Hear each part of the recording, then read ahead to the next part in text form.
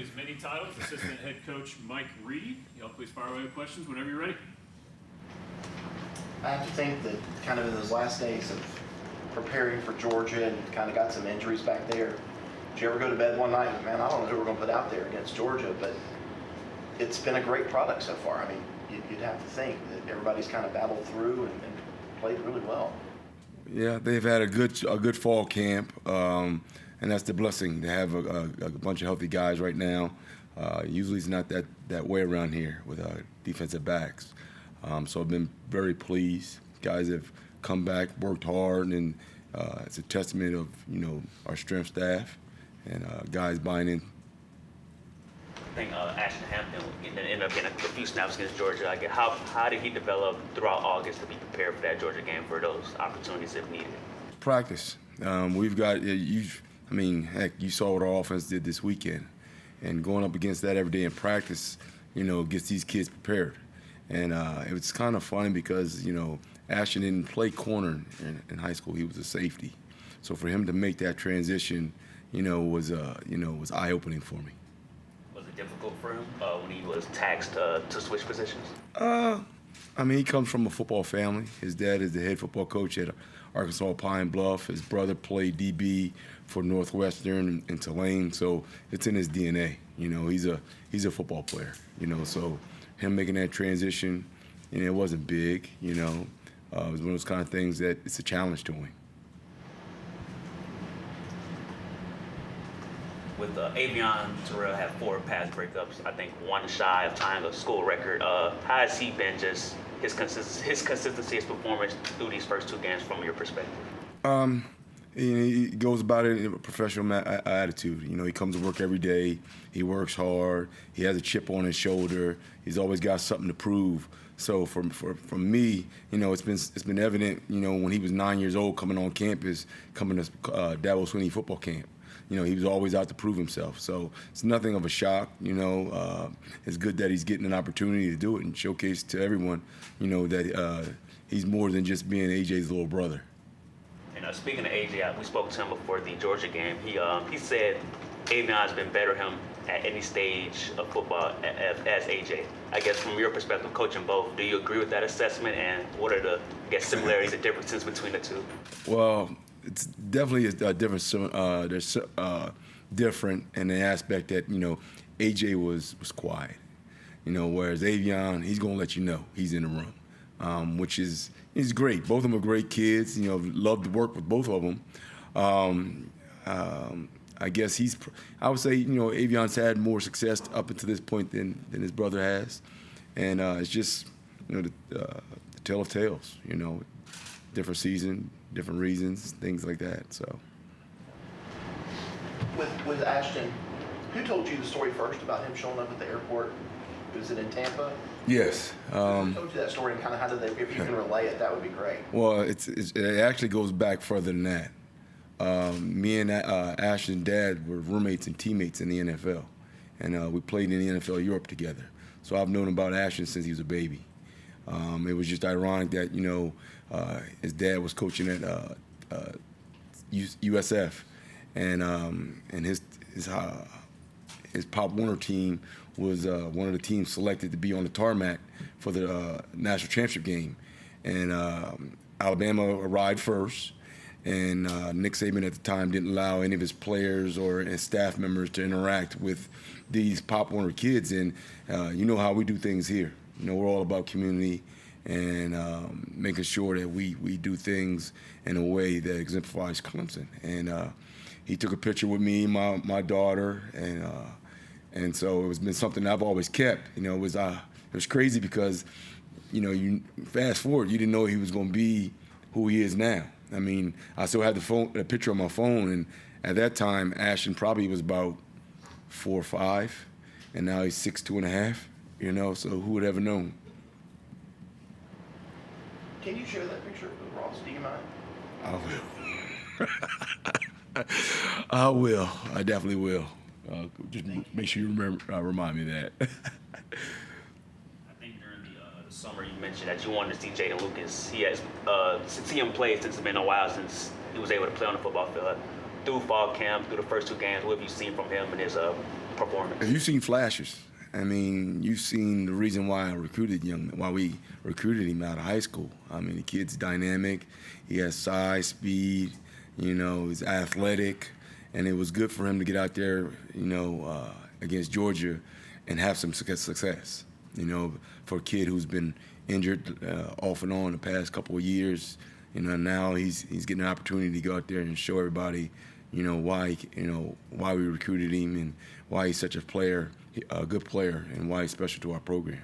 I think he mentioned that he was kind of bound with a shoulder injury entering that game, but he made one of the first open field tackles, and he said he didn't feel it. I guess how big was that for him to see him just go out there and see that the shoulder is fine? Good, because a lot of times when kids have that in the back of their mind, they're a little apprehensive and gun shy, and to see him to go out there and just play free was great, And so it's one of those kind of things, you come back from injury, you don't know, and you have that first test, and you go through that first test, and you're unscathed and you're good.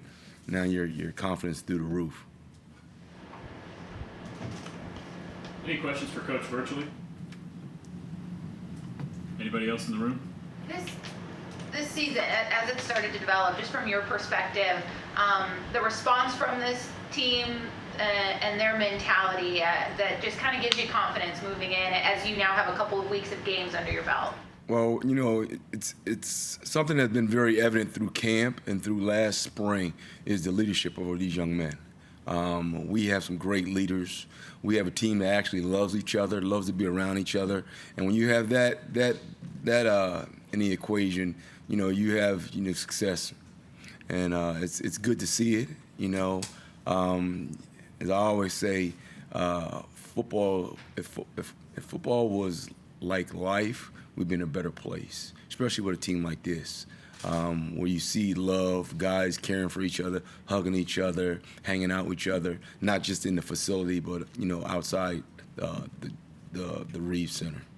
It sounds really obvious. It's a great opportunity to get lots of guys in there and to get film on all these different guys. But really, from a coaching perspective, how valuable was this weekend and just the sheer number of guys that got to see themselves on film today this week when you guys went through that film? Well, twofold, it does something for those young men because, everybody comes out here and they want to play. And they practice hard, and it's like, they deserve to play. So let's play them. And on the other side, as a coach, guys are one play away from playing. So you have a guy that goes down for injury, you don't want the guy that's replacing him to never have played before. So when you give him that valuable time in a game, now he gets to build his confidence up so that when it comes his time to go out and perform, he's performing at a high level. Because, you don't want guys, as we say, we want guys to play to the standard, and the standard is your best. Is this the deepest room you've had? It's crazy that you asked that because, I say that because when I used to coach all 20 of them, that was deep. So now when I'm coaching, I guess, 9 of them, I would say yes. And, from that aspect, from just a sheer cornerback standpoint, I would say yes. Guys that I can put in the game and feel comfortable going and doing the job. How confident were you in how comfortable were you with Shelton Lewis getting his first kind of game reps against App State this past week? Well, for people that notice, Shelton actually got his first game reps this week as a nickel. So it just shows his versatility of what he can do. And I love it because now this kid can play all over in the secondary and have success. And when you have guys that are interchangeable like that, now it's like, okay, plug and play, So if somebody goes down another spot, hey, we can plug this kid there because he knows this position. So when you have that right at your capability, you're going to have a great team. You learned nickel in preseason? Yes. And how did he kind of get acclimated to that position, switching from corner to? Well, it's one of those kind of things. A lot of guys have aspirations on playing in the NFL, and it's my thing is the more you can do, the more valuable you are to a team, the more value you bring to a team. We're just talking NFL right now. You have a kid that can play only corner, but then you have another kid that can play nickel and corner. Which one are you going to take? You're going to take the kid that brings more value because in the NFL, you only have, a 53-man roster. So it adds value you know. And so, it, you know, for him, you know, it puts him in a situation where, you know, we can plug and play him and, you know, and he can have success. And Coach Sweeney added some support coaches to the staff this offseason. I guess your role as special teams coordinator, how did that kind of change with guys like Coach Allen coming in and coaching the punters, I guess, for you? I mean, it's great. I mean, heck, I don't know how to kick a punt. No, I don't know how to kick a ball. This guy has done it, and has done it on every level and had success. You know, I mean, he probably will have more credibility coaching punters than I would. They probably look at me like I got a unicorn on a horn on my head.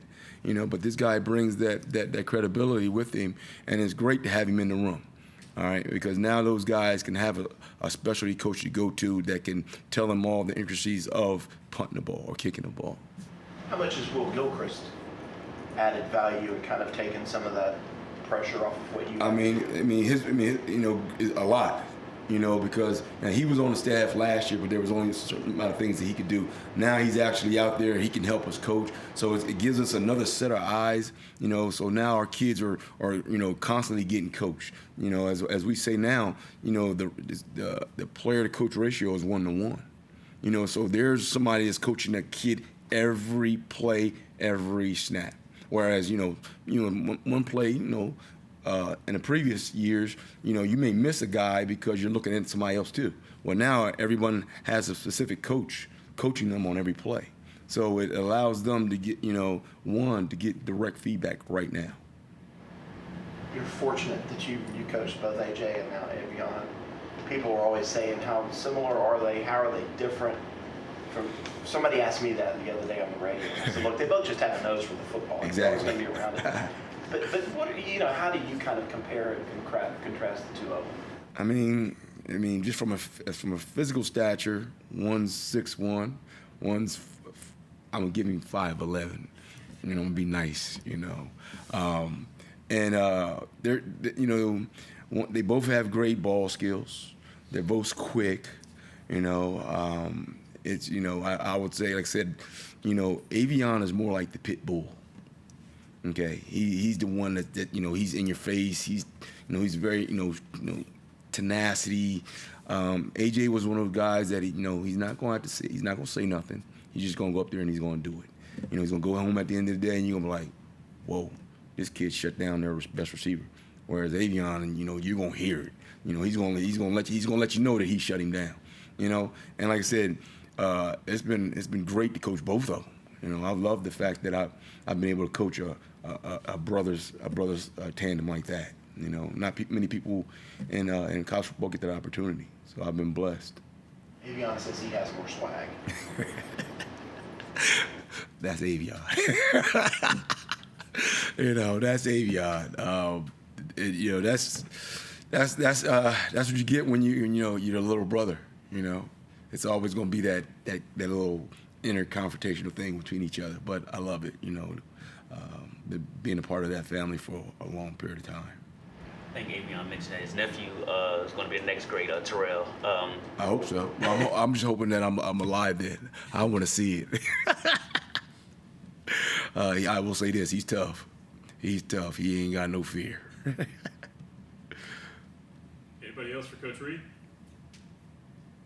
All right, Coach. Thank you for your time. Thank you. Thanks, Coach. Appreciate it.